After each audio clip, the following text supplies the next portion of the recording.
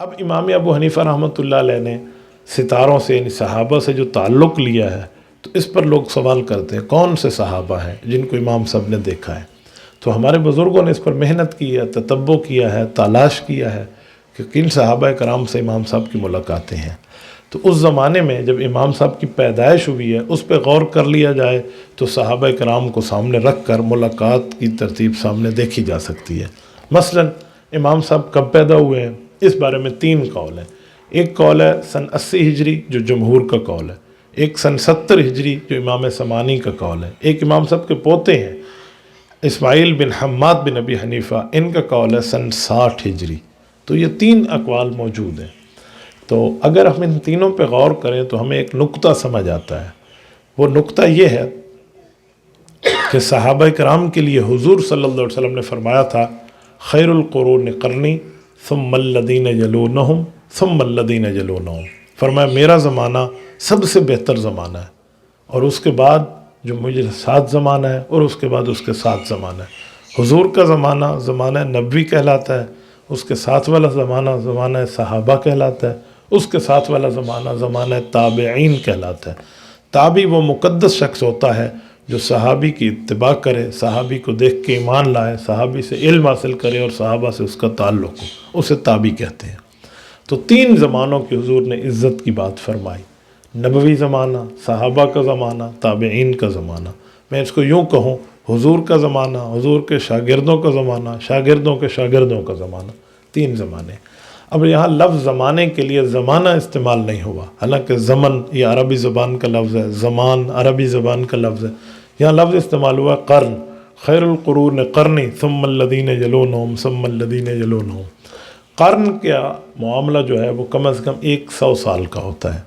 تو وہ اگر حضور پاک علیہ السلام کا زمانہ دیکھیں تو نبی علیہ السلام کا زمانہ تو حضور کی زندگی کے اوپر ہم پورا سمجھ لیں، اس کے بعد صحابہ کا 100 سال ہے، پھر تابعین کا 100 سال ہے. اور واقعی حضور کے بعد 100 سال تک صحابہ اس دنیا میں زندہ رہے، کوئی نہ کوئی صحابی کسی نہ کسی کونے میں موجود رہا. اور اس کے بعد 100 سال تابعین کا ہے، کوئی 10 لاکھ سے زائد تابعین ہیں. 1.25 لاکھ صحابہ ہیں، 10 لاکھ سے زائد تابعین ہیں جو 100 سال تک اس دھرتی پر موجود رہے. حضور پاک صلی اللہ علیہ وسلم سن 10 ہجری تک زمانہ چلتا ہے کیونکہ 11 میں اللہ کے رسول کے 3رے مہینے میں انتقال ہے.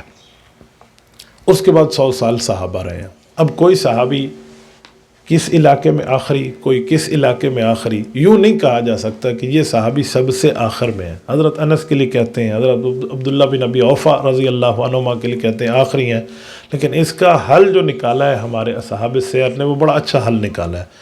وہ کہتے ہیں اس زمانے میں یہ نہیں تھا کہ پوری دنیا میں اکلوتا یہی صحابی اس وقت محفوظ ہے. اس زمانے میں کمیونیکیشن کا نظام نہیں تھا، ایک دوسرے سے رابطے کا نظام نہیں تھا. تو اس کے بارے میں ایک ہی بات ہم کریں گے کہ اس علاقے کا آخری صحابی یہ تھا، اس علاقے کا یہ تھا. مثلا حجاز ہے، شام ہے، یمن ہے، کوفہ ہے، بصرہ ہے، مدینہ، ایک ایک علاقے کے آخری صحابی کا ذکر کیا. تو جو 100 سال پورے ہوئے نا، آخری 5-6 سالوں میں جن کا انتقال ہوا ہے مختلف علاقوں میں، تو اس علاقے کے آخری صحابی کہلائے ہیں.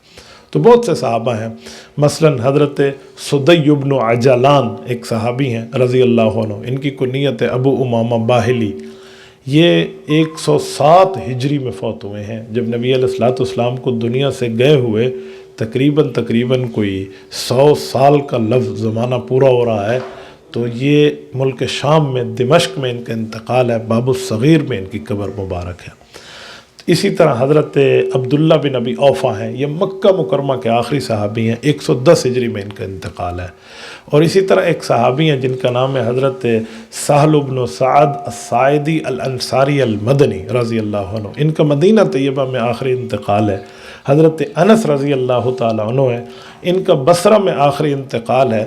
اور حضرت انس کے لیے روایت ہے کہ 93 ہجری ہے یا 99 ہجری ہے یا 106 ہجری ہے. بہرحال مختلف اقوال ہیں.